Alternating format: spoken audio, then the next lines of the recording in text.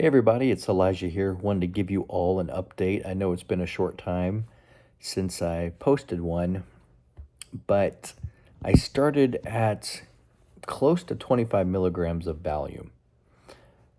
I have been doing a slow liquid micro taper off my Benzo, and right now I'm over 50% done, closer to 60% finished. I have had symptoms, but they're not that bad. They're very manageable. When I was dry cutting when I started, I couldn't do it. There was no way. Because, first of all, I don't know how the medicine is distributed, and weighing it was just a pain for me and too time consuming. Some people can do this just fine with the dry cut, but doing a liquid micro taper has completely been a game changer for me. There are some people that are on short-acting benzos, such as Ativan, Xanax, and sometimes, believe it or not, Klonopin can be an issue.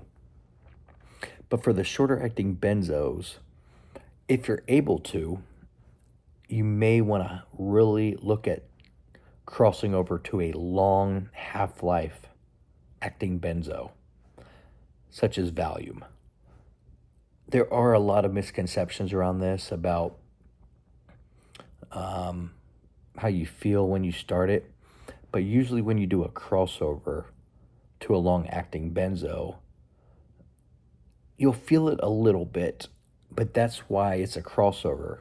You have to do it in specific steps, and you have to do it very slowly.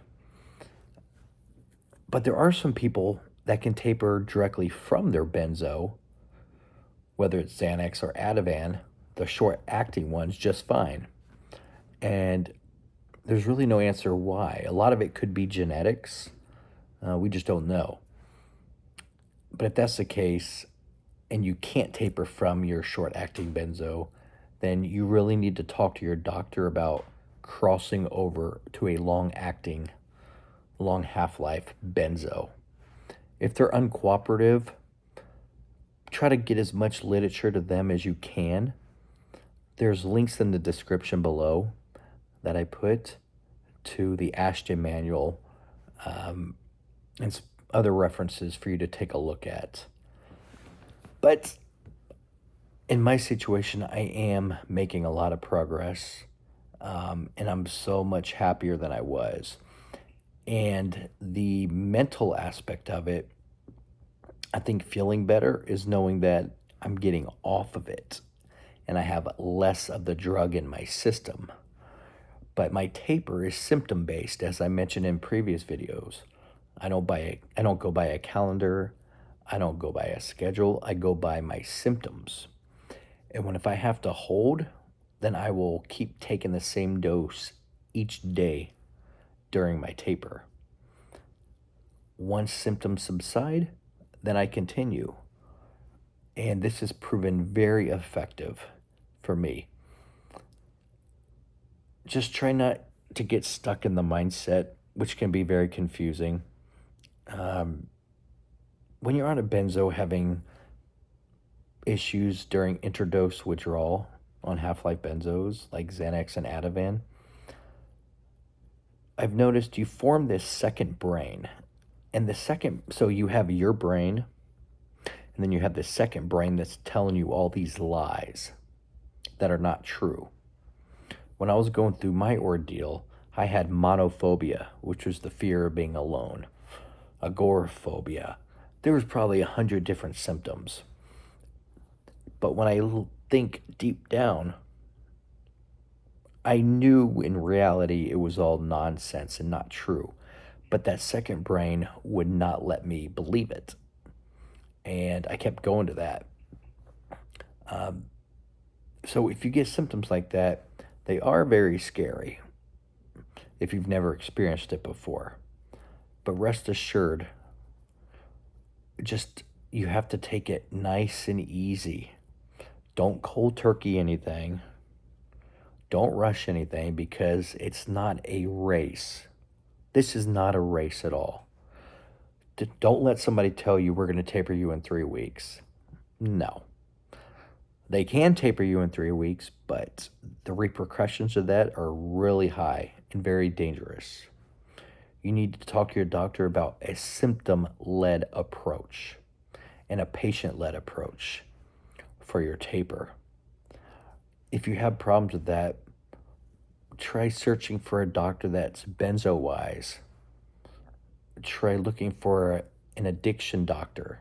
A lot of them, believe it or not, understand benzos very well. And the other thing is be very open with your doctor about it. My doctor was hesitant at first, but I kept open communication with her, keeping her updated on, okay, here's what I'm doing.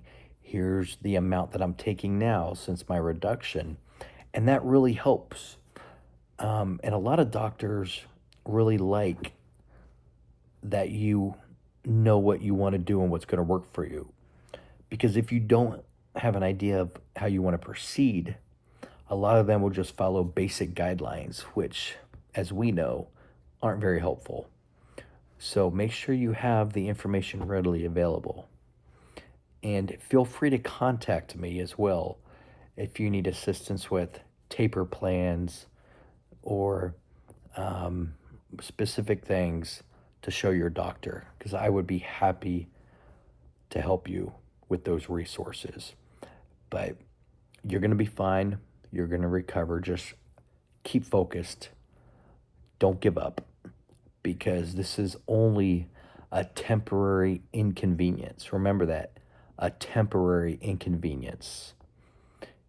Even after you get off, yeah, you can still have a lot of symptoms. And it can take a while to heal because everything you've done within your brain with these medications, it's like grass. You have to wait for it to grow back.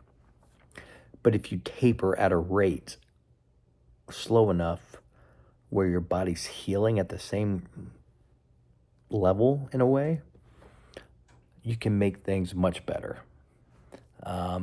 It's not a cakewalk, but you can take steps to make it easier. So if you're in tolerance withdrawal, interdose withdrawal, consider looking at a crossover.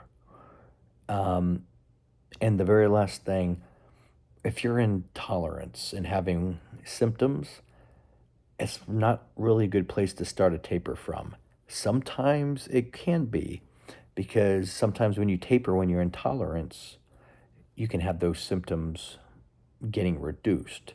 In my case, I had to updose. I got stable, and then I started my taper. And since I started my taper in 2022, it's been a very smooth ride, I will tell you that. But that's my update. Just keep positive. Do not give up, because we're all in this together. And in the future, you can help somebody else. And with all the knowledge you gain, because other people will be going through this. And if you fight this, and you will get through it, you can help so many people. So keep positive, keep focused, and remember the two things: be consistent and give it time. It's not an overnight thing, but if you do those two things, things will level out. So keep focused, keep happy, and I wish you all the best. And I'll talk to you all soon. Peace.